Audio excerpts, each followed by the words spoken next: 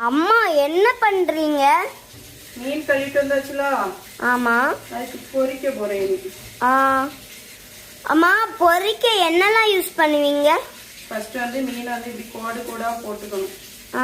கோடு கோடா போட்டாதான் அந்த மசாலா உள்ள இறங்கும். சரியா? கொஞ்சம் கொஞ்சமா கோடு போடணும். மீனெல்லாம் வெட்டி போட்டாச்சா? ஆமா. நீ வந்து தேவையான வத்தல் பொடி 2 ஸ்பூன் போட்டுருக்கீங்க. வத்தல் பொடி, அப்புறமா நல்ல மிளகு பொடி, மஞ்சள் பொடி ஒரு இவ்வளோ உண்டு. சரியா? மஞ்சள் பொடி, அப்புறமா கார்ன்ஃப்ளவர் அது 1 ஸ்பூன் போல போதும். அப்புறமா தேவையான உப்பு.